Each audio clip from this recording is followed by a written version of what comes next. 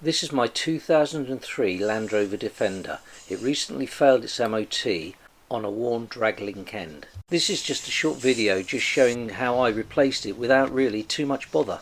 First, I just cleaned it up with a bit of WD-40 and a small wire brush. After that, I went about selecting the correct size spanners. Fortunately, you don't need many tools to complete this job. The first spanner I needed was a 27mm open ender. There are two drag rod ends. One has a left-hand thread, the other has a right-hand thread. Fortunately for me, the one that I needed to replace had the right-hand thread. The 27mm lock nut came undone quite easily. I didn't need anything to hold the track rod.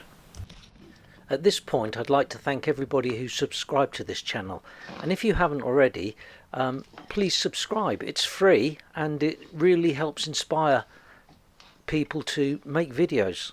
Thank you. The next thing to do is to loosen and undo the nylock nut that attaches the drag link to the wheel. I do this initially with the ring end of a 19mm spanner.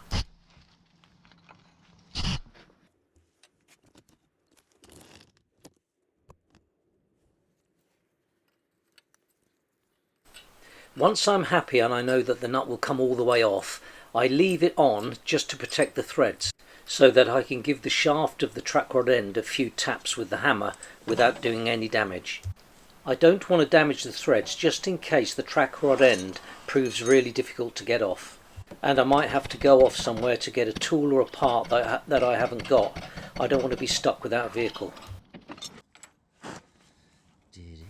Obviously a few sharp taps with the hammer didn't work, so I've had to revert to the ball joint splitter.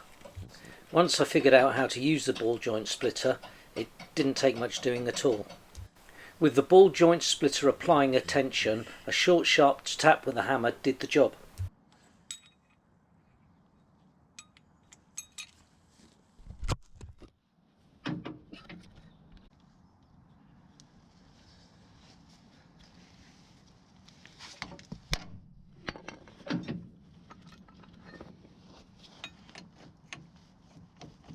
Once it's loose, it's just a case of removing the ball joint splitter.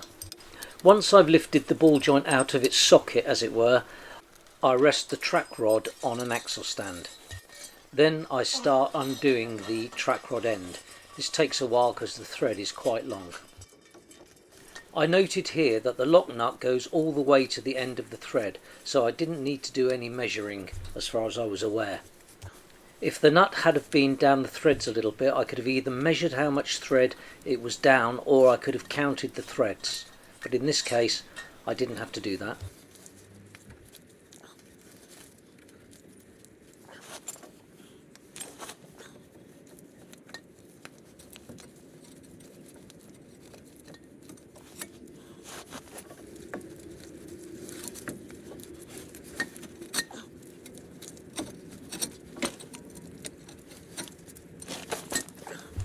It was a little bit awkward unscrewing the track rod end, but I felt the juice was worth the squeeze, as I didn't really want to take off the whole track rod.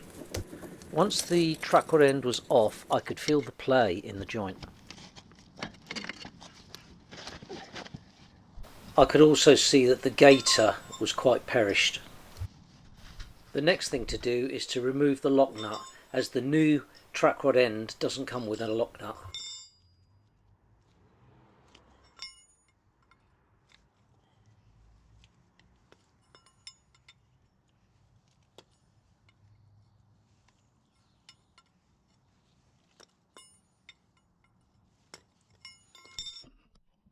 This is the box the new track rod end came in, and I got it from LR Supplies.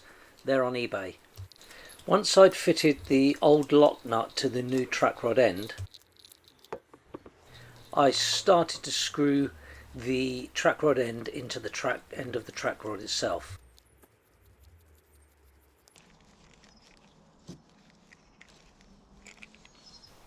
I'm not really sure if it should be called the track rod or the drag link. All I know is that on the MOT failure, it was the track rod end that failed, and the guy put a chalk mark on it, so I'm assuming it's the track rod.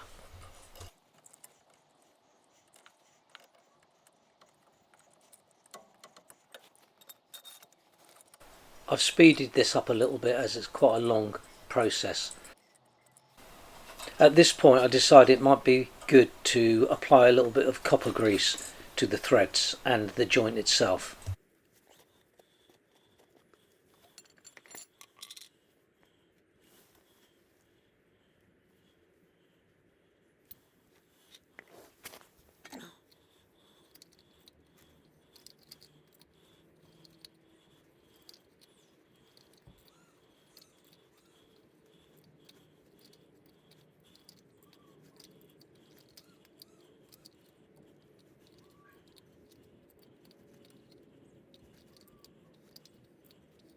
After removing the protective cover from the new track rod end, I offered the track rod end into the joint. I know previously I said that I didn't need to take any measurements. Well, I was wrong, as the old track rod end had a shoulder before the thread started. So I had to unwind the new track rod end a few times before I got it to fit snugly in its place. This wasn't a precise process, it was just a little bit of trial and error.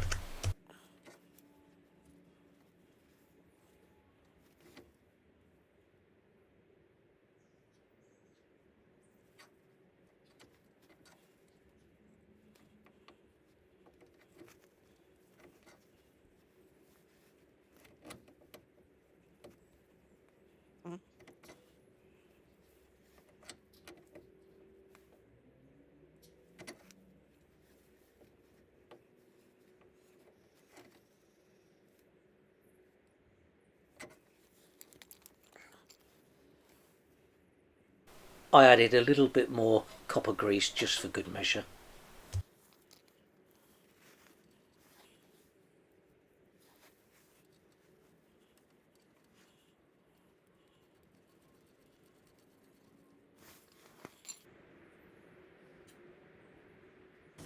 Here I fit the new nylock nut with its washer and tighten it up with the 19mm spanner.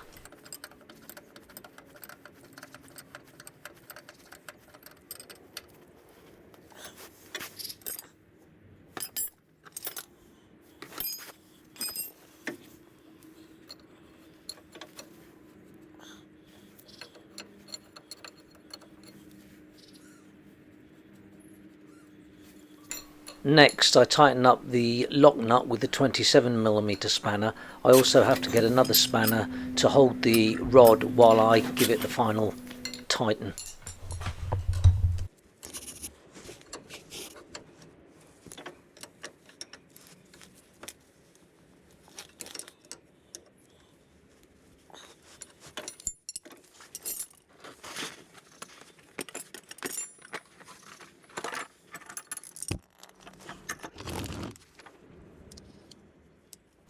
I then get the torque wrench and tighten the track rod end nut to the appropriate torque.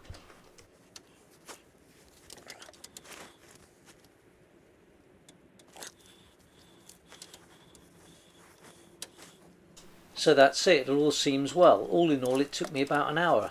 I was quite pleased with that.